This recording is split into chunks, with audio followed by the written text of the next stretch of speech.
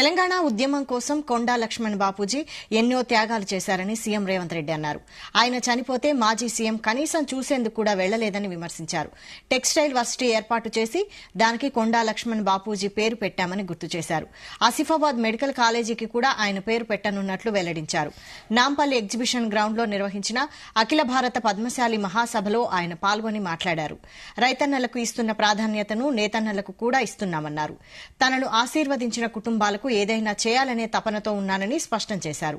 మహిళా సంఘాల్లోని వారికి 2 చీరలు ఇవ్వాలని నిర్ణయించామని 1.30 కోట్ల చీరలు నేసే ఆర్డర్లను రాష్ట్ర నేతన్నలకు ఇస్తున్నామన్నారు. పద్మశాలి సోదరులు ఆత్మ గౌరవమే కాదు త్యాగంలో కూడా ముందుంటారు. దీనికి ఉదాహరణ కొండా లక్ష్మణ్ బాపూజీ గారు.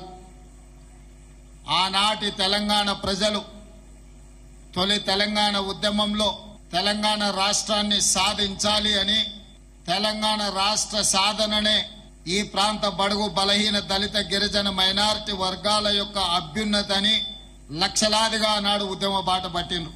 ఒకే ఒక్కడు కొండా లక్ష్మణ్ బాపూజీ గారు ఉన్న శాసనసభ సభ్యత్వమే కాదు మంత్రి పదవికి కూడా రాజీనామా చేసి మళ్లీ ఏదైనా బాధ్యత చేపట్టాలి అంటే ప్రత్యేక తెలంగాణ రాష్ట్రంలోనే చేపడతాని పదవి త్యాగం చేసి వారు బ్రతికున్నంత కాలం ఏ పదవిని తీసుకోకుండా త్యాగానికి మారు పేరుగా ఈ దేశంలోనే కొండా లక్ష్మణ్ బాపూజీ గారు ఆదర్శంగా నిలబడ్డారు.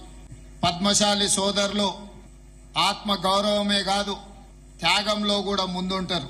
దీనికి ఉదాహరణ కొండా లక్ష్మణ్ బాపూజీ గారు. ఆనాటి తెలంగాణ ప్రజలు తొలి తెలంగాణ ఉద్యమంలో తెలంగాణ రాష్ట్రాన్ని సాధించాలి అని, తెలంగాణ రాష్ట్ర సాధననే ఈ ప్రాంత బడుగు బలహీన దళిత గిరిజన మైనారిటీ వర్గాల యొక్క అభ్యున్నతని లక్షలాదిగా నాడు ఉద్యమ బాట పట్టిండ్రు. ఒకే ఒక్కడు కొండా లక్ష్మణ్ బాపూజీ గారు ఉన్న శాసనసభ సభ్యత్వమే కాదు మంత్రి పదవికి కూడా రాజీనామా చేసి మళ్లీ ఏదైనా బాధ్యత చేపట్టాలి అంటే ప్రత్యేక తెలంగాణ రాష్ట్రంలోనే చేపడతాని పదవి త్యాగం చేసి వారు బ్రతికున్నంత కాలం ఏ పదవిని తీసుకోకుండా త్యాగానికి మారు పేరుగా ఈ దేశంలోనే కొండా లక్ష్మణ్ బాపూజీ గారు ఆదర్శంగా నిలబడ్డారు.